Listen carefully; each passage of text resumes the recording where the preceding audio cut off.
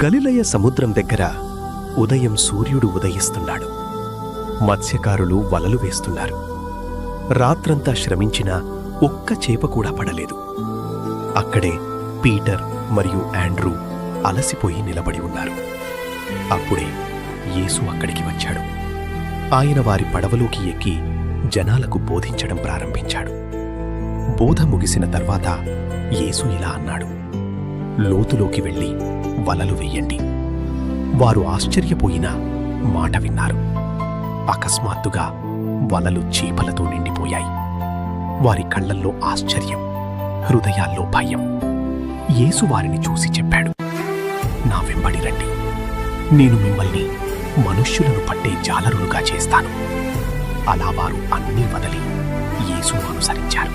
తర్వాత పన్నులు వసూలు చేస్తున్న మాథ్యూ దగ్గరకు యేసు వెళ్ళాడు. నా వెంబడి రా. ఒక్క మాటతో అతని జీవితం మారిపోయింది. ఆ తర్వాత యేసు 12 మంది శిష్యులను ఎన్నుకున్నాడు. వాళ్ళు సాధారణ మనుషులు, కానీ దేవుని ప్రణాళికలో ప్రత్యేకమైన వారు. రోజులు గడుస్తున్నాయి. యేసు రోగులను స్వస్థపరుస్తున్నాడు, దుష్టాత్మలను వెళ్ళగొడుతున్నాడు. ప్రజలు వేలాదిగా ఆయన వెంబడి వస్తున్నారు. పార్ట్ 4. ఒకరోజు సముద్రంలో పెద్ద తుఫాను వచ్చింది.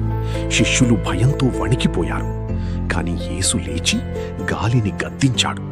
ఒక్క క్షణంలో సముద్రం నిశ్శబ్దమైంది. మరో రాత్రి యేసు నీళ్ల మీద నడుస్తూ కనిపించాడు.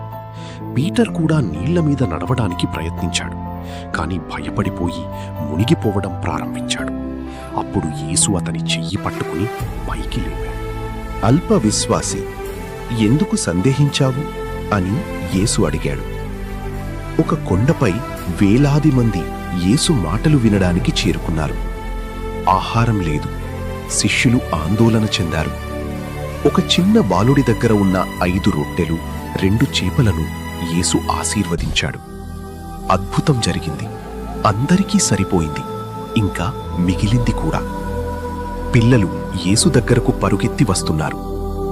అంధులకు చూపు వస్తోంది. కుంటివాళ్లు నడుస్తున్నారు. ప్రజలు ఆశ్చర్యపోతున్నారు. ఒక రాత్రి యేసు కొండపై ప్రార్థన చేస్తున్నాడు. అతని హృదయంలో ఆశ పెరుగుతోంది. రహస్యంగా ప్రధాన యాజకుల దగ్గరకు వెళ్ళాడు. 30 వెండి నాణేల కోసం యేసును అప్పగించడానికి ఒప్పుకున్నాడు. చివరి భోజనం రోజు వచ్చింది. యేసు తన శిష్యుల కాళ్ళు కడిగాడు. అందరూ ఆశ్చర్యపోయారు. ఆ తర్వాత ఆయన ఇలా అన్నాడు, మీలో ఒకడు నన్ను అప్పగించబోతున్నాడు. గదంతా నిశ్శబ్దమైంది. ఆ రాత్రి గెత్సెమనే తోటలో యేసు తీవ్రంగా ప్రార్థిస్తున్నాడు. యూదా సైనికులను తీసుకుని వచ్చి యేసుకు ముద్దు పెట్టి ఆయనే యేసు అని గుర్తు చూపించాడు. సైనికులు యేసును పట్టుకున్నారు. యేసును న్యాయస్థానానికి తీసుకువెళ్లి అబద్ధపు ఆరోపణలు చేశారు. చివరికి ఆయనను సిలువ వేయాలని తీర్పు ఇచ్చారు. యేసు సిలువను మోసుకుంటూ గోల్గొథా అనే స్థలానికి వెళ్లారు. సమాధిలో ఉంచారు. కాని 3వ రోజు ఆయన మృతులలో నుండి తిరిగి లేచారు. ఇది క్రైస్తవ విశ్వాసంలో అత్యంత ముఖ్యమైన సంఘటన. పునరుత్థానమైన తరువాత యేసు తన శిష్యులకు కనిపించి సువార్తను ప్రపంచమంతటికీ ప్రకటించండి అని ఆజ్ఞ ఇచ్చారు. తర్వాత ఆయన పరలోకానికి ఆరోహణమయ్యారు. ఈ విధంగా యేసు ప్రభువు తన ప్రేమ, త్యాగం, పునరుత్థానం ద్వారా మానవాళికి రక్షణ మార్గాన్ని చూపించారు.